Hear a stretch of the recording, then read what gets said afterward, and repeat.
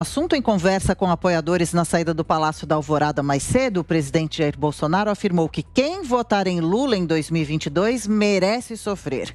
Ao comentar sobre o tema, ele voltou a criticar a postura de prefeitos na pandemia. Acompanhe. Pelo amor de Deus, um povo que, porventura, vote num cara desse, é um povo que merece sofrer. Verdade. Igual teve algumas prefeituras aí que, no ano passado, os caras deitaram e rolaram no lockdown. E reelegeram o cara. Quer o quê? É isso aí. Olha a BH. Olha a BH.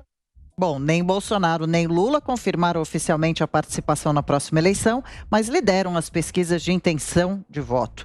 Bolsonaro ainda afirmou hoje que espera definir um novo partido até o fim deste mês.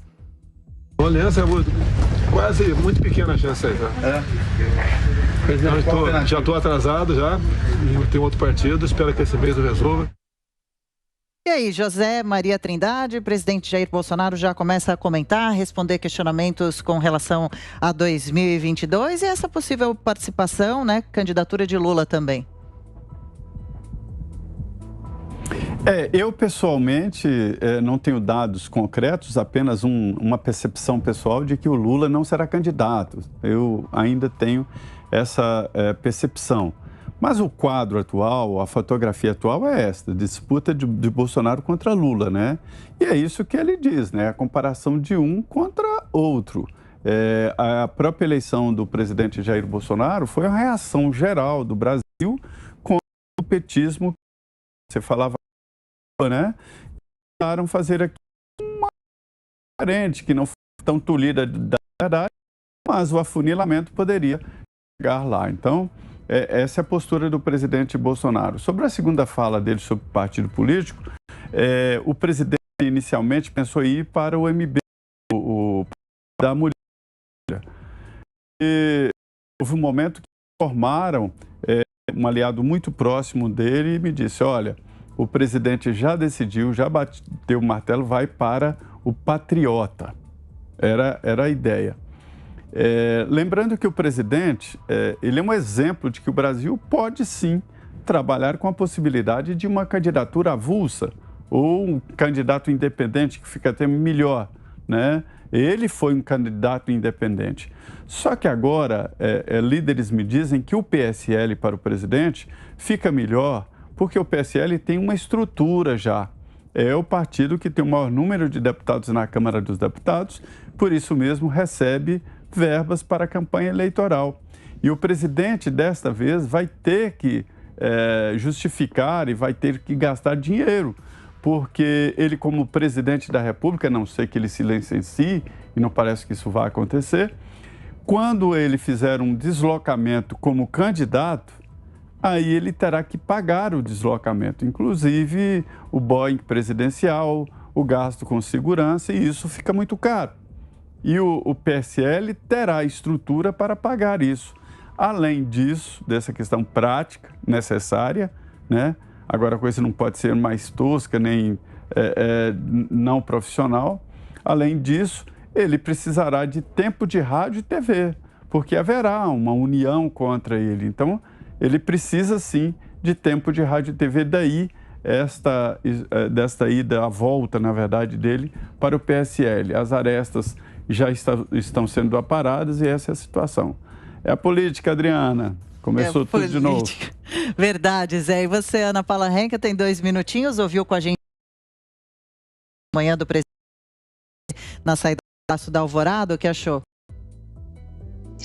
Olha, Adriana, não apenas quem votar em Lula, mas quem defender um voto em Lula, acho que está sofrendo de uma amnésia gravíssima, né? E está jogando para debaixo do tapete por puro anti-bolsonarismo nesse sentido aí, o que o ex-presidente fez, o que o seu partido fez, né? Lembrando que aí um dos cabeças do próprio partido, José Dirceu, ele disse que o PT, que eles tomariam o poder de volta, que seria bem diferente do que vencer uma eleição, ou seja, a gente sabe que a força que eles têm em relação a suprimir as nossas liberdades, a usar absolutamente todas as vertentes que eles podem usar para esquemas de corrupção. A gente sabe que isso é possível. A gente viu, a Lava Jato desvendou tudo isso.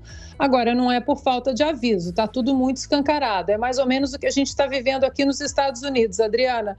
Joe Biden agora tem uma série de tópicos aí que os eleitores democratas estão reclamando, como, por exemplo, a imigração desenfreada na fronteira sul, que já vai trazer aí quase 1 milhão de pessoas, imigrantes ilegais para o país. Isso é uma preocupação, imigrantes ilegais entrando, inclusive testando positivo para a Covid-19, o maior aumento de impostos desde 1993, uma frente de trabalho aí para aumentar o número de juízes da Suprema Corte e tornar a Corte ainda mais ativista ainda. Então, não é por falta de aviso, está tudo muito desenhado, a gente não pode ter na cabeça uma amnésia política e um imediatismo, achando que todas as soluções, todos os problemas do Brasil serão solucionados em apenas uma corrida presidencial ou um ciclo presidencial. O nosso caminho é longo, a gente tem que começar a mexer também nos nomes no Congresso, a gente tem que começar a desbancar o foro, porque isso atala exatamente os parlamentares ao Supremo Tribunal Federal. E aí medidas não são passadas, medidas que nós queremos que passem não são passadas na Câmara e no Senado. Então, quem votar ou defender o voto em Lula aí simplesmente tem uma amnésia política gravíssima. E ainda sobre as falas de hoje do presidente, temos 1 minutinho para você, Fiuza. Adriana, eu gostei da analogia com o Belo Horizonte, né? Porque, de fato, ali isso me surpreendeu bastante, né? Assim, o que a gente estava vendo em muitos municípios, né? Antes de chegar na eleição municipal do ano passado, a gente estava vendo isso, medidas irracionais, brutais, né? A gente viu São Paulo, por exemplo, isso acontecer, né? Um prefeito que soldou porta de comércio, que fez aqueles rodízios históricos, que deu todas as demonstrações de que não é política sanitária, que estava fazendo espetáculo mórbido. BH foi muito pior do que isso tudo, inclusive com um prefeito que fazia e faz questão de arrotar o seu autoritarismo. Então, acho que o presidente fez essa menção, lembrando do presidente Lula, que evidentemente a Ana já falou, as obras completas do lulismo, né? Não precisa que nem dizer, e não é nem antipetismo. Eu acho que no início o governo Lula foi até positivo, poderia ter por um bom caminho, mas não foi por um caminho de destruir as instituições por dentro, um roubo proverbial e, de fato, a sociedade brasileira, especialmente uma certa elite, está sofrendo não é de amnésia, não, é de cinismo, né, ao flertar com essa hipótese.